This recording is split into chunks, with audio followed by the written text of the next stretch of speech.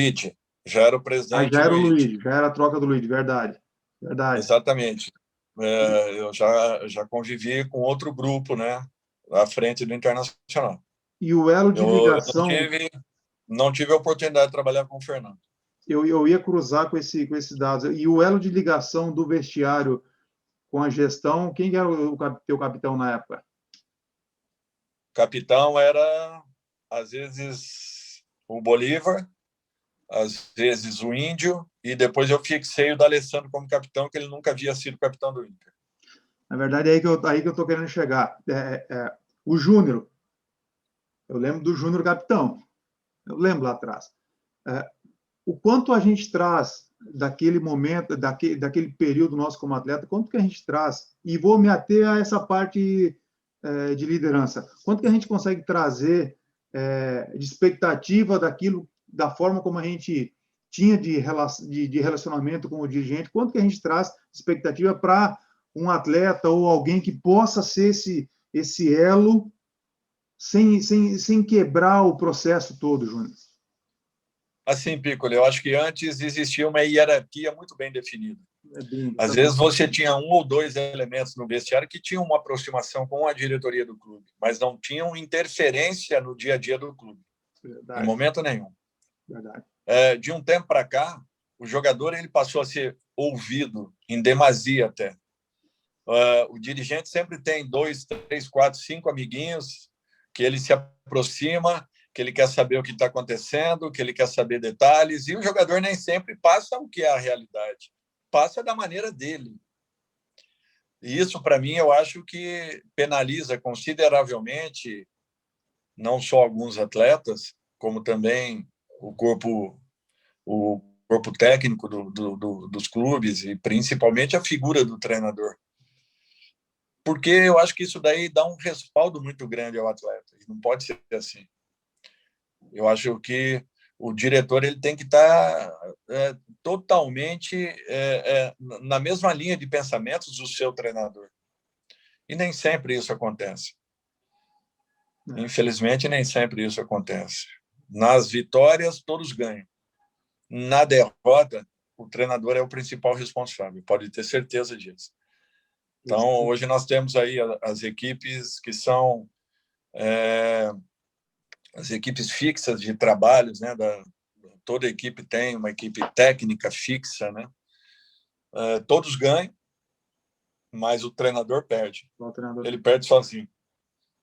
E vai continuar sendo assim por um bom tempo. Até que, um dia, o modelo de gestão dos clubes tenha um outro desenho, como é uma equipe como o Bragantino, uma equipe como o Atlético Paranaense, uma equipe como o Audax vinha se desenhando, o modelo da Ferroviária. Agora, teremos que ter também profissionais equilibrados tomando decisões. Eu acho que isso será fundamental. Isso é talvez uma transição de modelo de gestão que não sei se a nossa geração vai conseguir acompanhar ele, porque ele foi muito direcionado para nós treinadores alguns resultados de Copa do Mundo, né? Principalmente derrotas. E nesse processo todo a gente correu atrás, a gente foi buscar conhecimento, se entregamos ao processo, e daqui a pouco você chega no dia a dia, você encontra alguém que não precisou modificar praticamente nada do que ele vinha fazendo, né? E é o cara que decide se você está trabalhando bem ou não. Pois é, mas eu acho que isso daí, em algum momento, ele vai ser alterado. Talvez não acompanhemos essas mudanças, né? A nossa geração, talvez, mas é mais do que necessário. Os clubes não sobreviverão se continuarem acontecendo atitudes como a que nós temos visto. A passagem de 2, 3, 4 treinadores pelo mesmo clube no mesmo ano.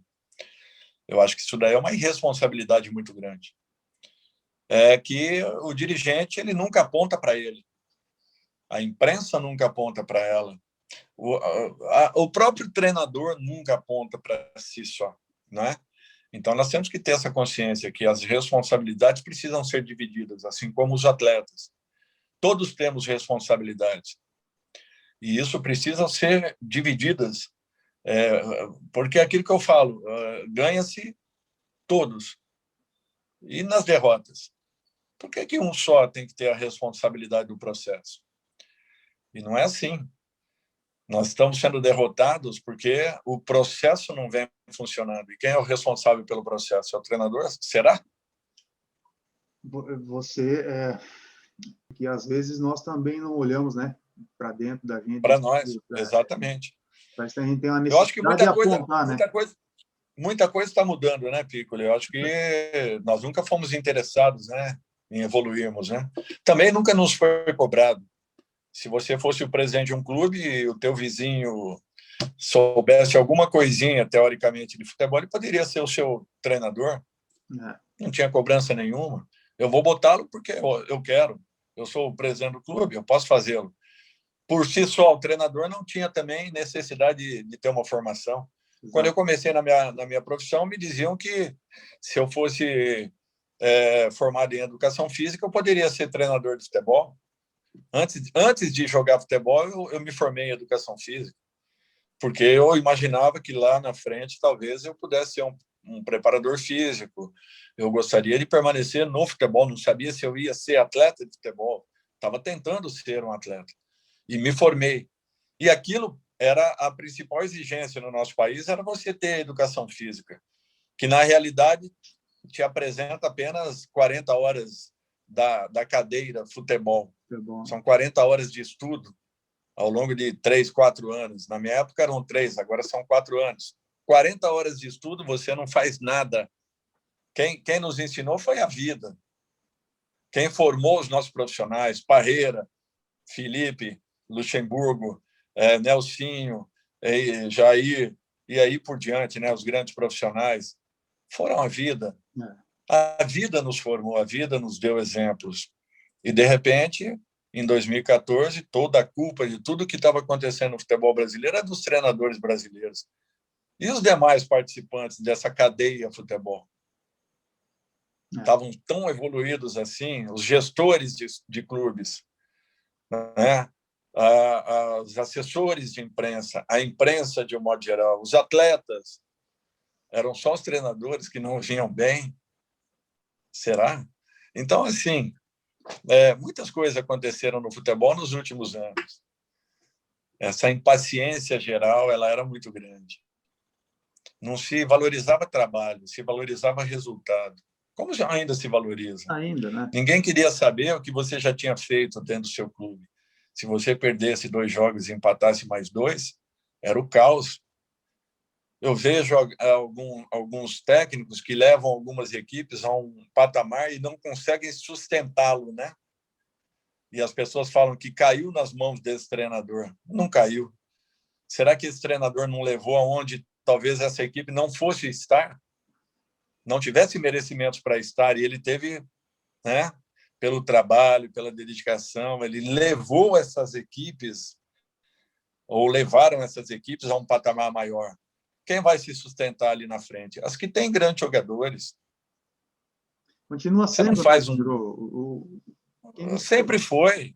Sempre foi. Se você tem grandes jogadores bem orientados, eu ouvia um profissional que falava que quando você tem uma grande equipe, uma pequena equipe organizada, ela se torna uma equipe média.